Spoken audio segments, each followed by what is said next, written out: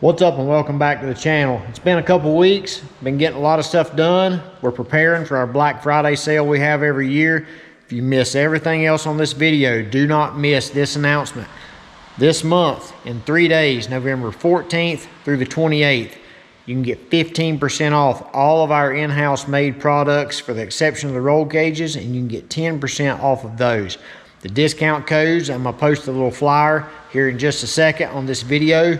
Make sure you read it and go to the website. If you're in the market for our stuff, this is your only chance per year to save big on our products. So make sure you check that out. Don't miss out.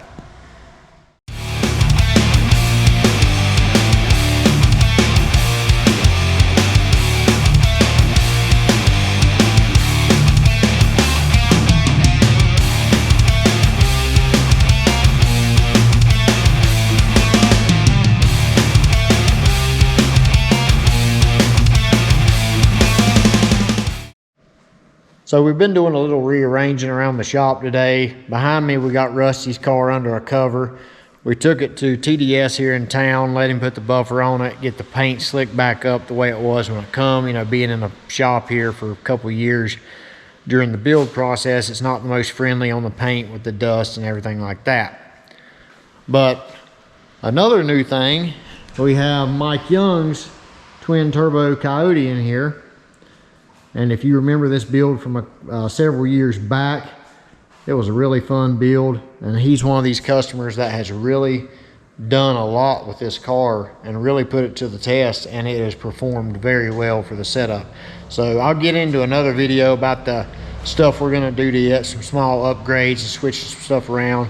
Stuff that ain't gonna take too long, but he's been waiting on my phone call for a while to tell him to bring the car so we can start swapping some stuff out. But the main reason of this video is to showcase the Jeep.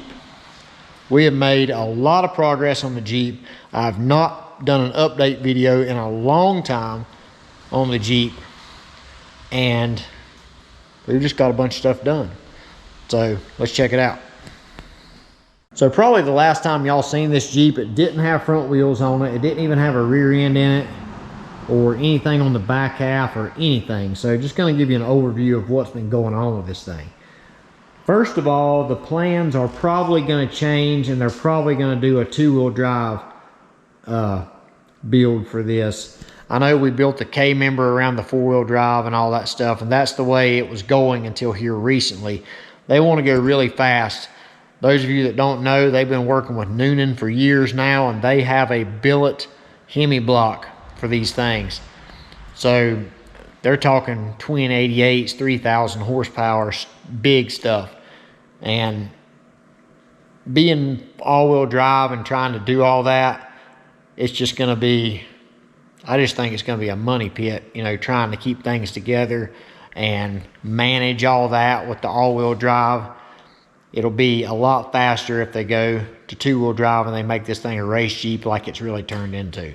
So that's the plan now, is to go more that direction. But for those of you that remember, we built a tubular K-member for this thing to adapt all the factory all-wheel drive stuff. The steering rack's just laying up in there right now because we ain't mounted it. But we're going to take this one out, send to them. They're going to put it in a customer's Jeep. We're going to build them another one just like it. Disregard all the all-wheel drive mounts for the front diff. Disregard all the control arm, these big boxy things and everything, because if we go two-wheel drive, then we can do a lightweight control arm because we've not got the pulling force on the front. We've just got something that's got to hold the front wheel, and that's going to save them a ton of weight getting rid of the all-wheel drive. You know, transfer case, all the front diff stuff, suspension, brakes, you know, all this huge stuff that's on it now can go away. So that's what we're leaning towards now. But all the work that we've done on it, you know, nothing has to really back up from what has already been done. Everything can still move forward. So I've got a light on back here just so you can see a little bit under the back. Trip over all this junk. Checking out everything underneath. This is a Hammer Concepts rear. I think I've done a video on this rear whenever we first got it from him. But if you've never seen one of these rear ends in person, you need to see them.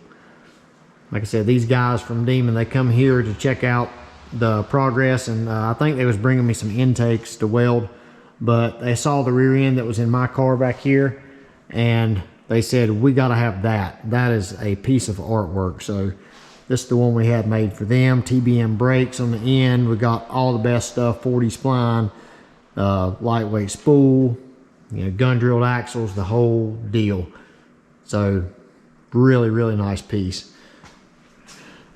We got our dummy shocks here. This just simulates what the Jeep will be ride height without actually having the coilovers here. We can just put those in there and get everything built without having to have all the components. We've got Hammer Concepts anti-roll bar as well.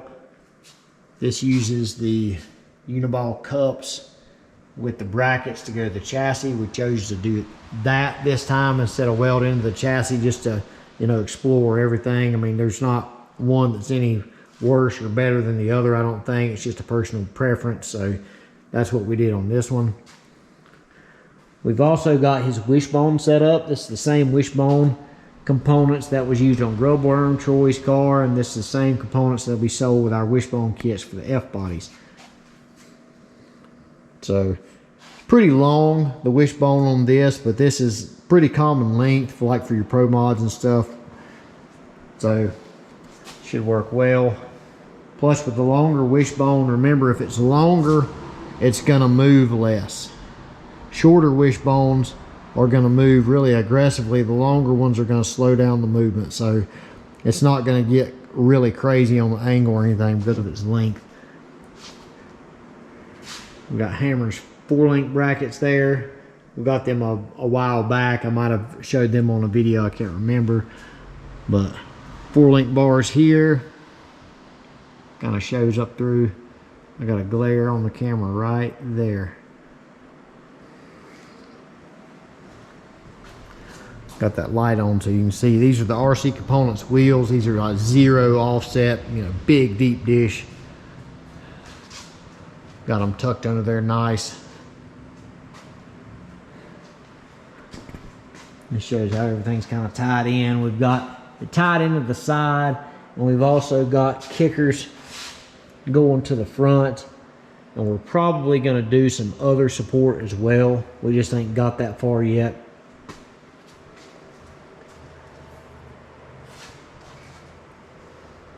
But really, really excited on how far it's come with the back half. We'll let it down and I'll show you what everything looks like from the top.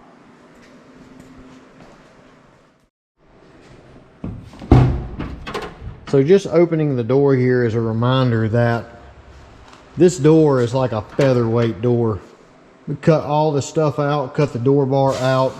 You can skin this, you can leave factory doors on these things and just about be the same weight as a fiberglass door when you take all these internals out, because this thing is so light. I mean, it's like, it don't even feel like it's there when you open it compared to factory. Now here's a view from the back. Kind of looks cool with the light on from underneath where you can kind of see everything.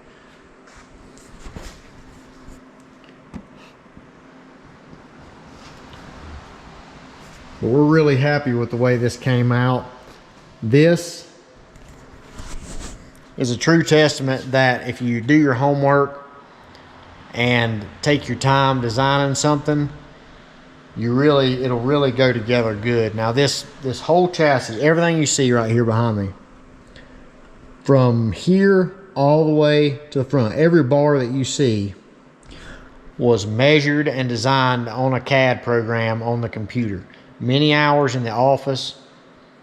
You know, Joey, he measured all these components and made drawings of them. Not exactly, but you know, pretty close to what they really were. Just a general illustration where he could plug them all in, and we was able to see clearances at full separation, full squat, how everything was going to lay out, what room we had. The stroke on the anti-roll bar, you know, with the arms and stuff, the clearance we was going to have there. You're able to plot out every single thing on this chassis before you ever install it to see if it's going to work or not. Now, I'm not that smart. I can get in there and hover over Joey's shoulder and say, you know, that's not going to work, that's not going to work. He does all the drawing, he does all the computer stuff. But it really helped me and him getting together and laying this thing out, because they didn't have to scrap one bar on all of this stuff. And guys that do chassis work will tell you that throwing this many bars in something with a bunch of bends and stuff, you end up scrapping some chromoly. That's just the way it goes. But we was able to design all of this in CAD and get it cut out on a tube dragon and bent per CAD spec, and literally just maybe sand and prep some joints and measure really good installing it, and there it is. So I'm really impressed on how well this come out. And the best part about all this is when we get it done, if somebody else wants this entire chassis, all we got to do is get you another one cut out and tell you good luck installing it. But in all seriousness, if somebody wanted everything replicated of what's here, you know, we can have every bar bent, notched, cut out, done deal. As long as you take your time installing it and measure really good, all of it would go together just as good as this one did. So the only thing we're really waiting on is the guys over at Demon to bring us a seat.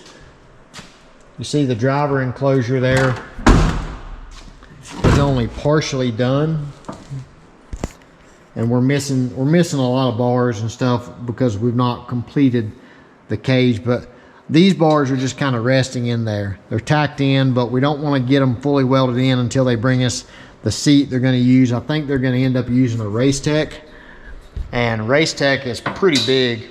You know, it's got a wide containment area around the head. So we want to make sure we get the seat in there and everything fits before we start, you know, fully welding all these bars in and then have to cut them out and change something.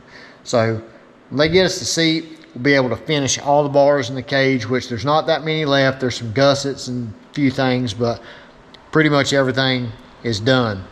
We'll have to do some stuff underneath, you know, to connect between the A-pillars and stuff per spec. But yeah, I'm pretty excited. This thing has come a long way. You can see the number 1 bar back here. We've got it Frenched into the floor, and we'll incorporate a drive shaft loop or something under there as well. But check that out.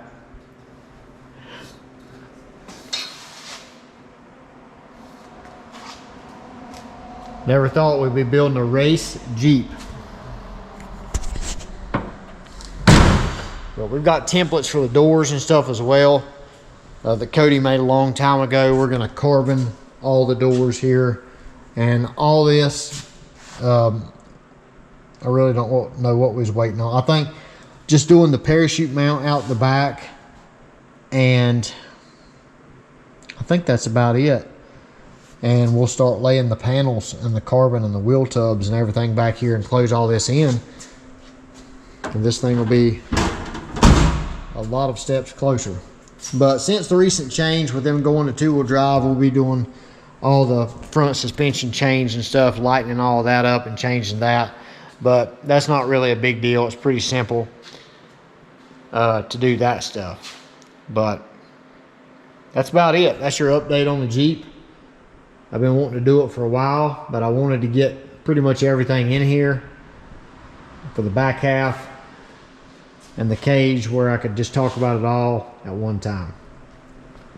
So better get home, better pick up some food for the family, and I'll try not to be so long in between videos. Like I said, we've been getting some stuff done, some stuff on the Datsun I got to talk about. I haven't even talked about that we made the front cover of RPM magazine for October,